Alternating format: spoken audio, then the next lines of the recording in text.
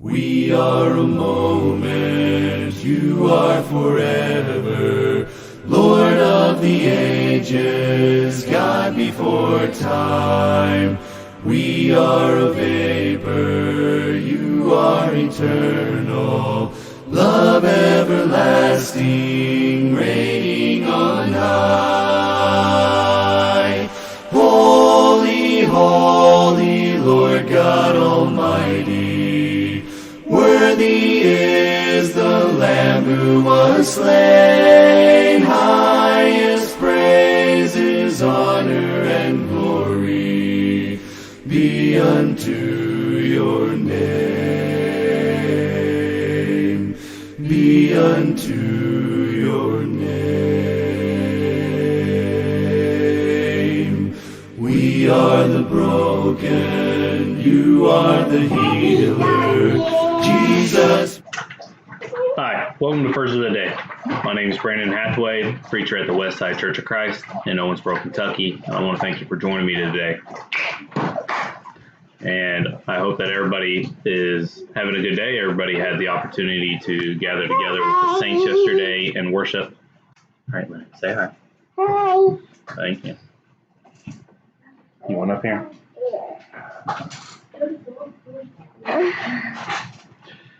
Anyways, I hope everybody had the opportunity to gather with the saints yesterday and to worship and had a blessed day. And so today's verse of the day, sorry for being late today, just it's the last day that the kids are out of school and we all decided to sleep in. So catching up from the holidays and traveling, and decided to sleep a little extra this morning. And so today is Genesis chapter 3 and verses 1 through 5. And tomorrow we'll be back on a regular schedule. Kids will be in school and we'll be up and moving. And so Genesis 3, 1 through 5. It says, "Now the serpent was more crafty than any other beast in the field the Lord God had made. He said to the woman, 'Did God actually say, you shall not eat of any tree in the garden?' And the woman said to the serpent, 'We may eat of the fruit of the tree in the garden, but God said, you shall not eat of the fruit of the tree in the midst of the garden, neither shall you touch it, lest you die.' But the serpent said to the woman, 'You will not surely die.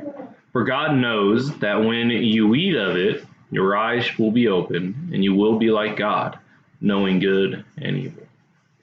There's a few points just within these 5 verses that could spend a decent amount of time talking about.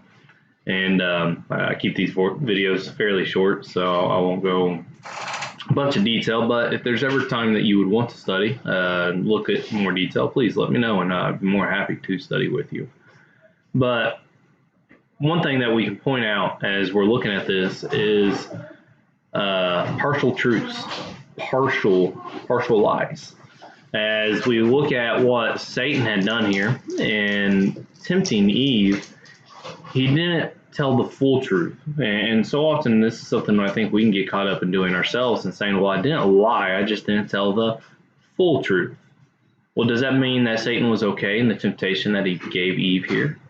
Because he wasn't technically lying as what he had said to Eve. He said, well, you won't technically die. And in essence, she didn't die right off the bat, right? Physically die right off the bat. And he brought out the point that her eyes would be open, knowing good and evil, and that was true. And so he told a partial truth. He told a partial lie, because she would die. The consequences of sin is death. There's spiritual death. There is actual death that has come upon us, because they were in the midst of the tree of life, also in this garden. And when they got kicked out of the garden, they would no longer have the opportunity to eat of the tree of life, which had allowed them to live eternally. And so we see that, again, it's just the point that he told a partial lie and a partial truth. And we have to be careful in doing that ourselves, making sure that we're telling the truth. Another part that we can look at as we examine these verses is that God's commands being understood, and we are accountable for that, because as you study the rest of the chapter, we know that consequences did come upon Eve and Adam and the serpent. But if you look at this, Eve knew right from wrong. She understood. she was asked by the serpent, did God say this? And she answered, she said, well, God said you can eat of the trees, but don't eat of the tree in the midst of the garden, lest you surely die.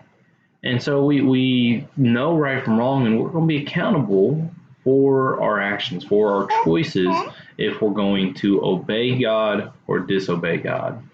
And so just a small thought as we look at these verses, as we get Genesis rolling into this new year.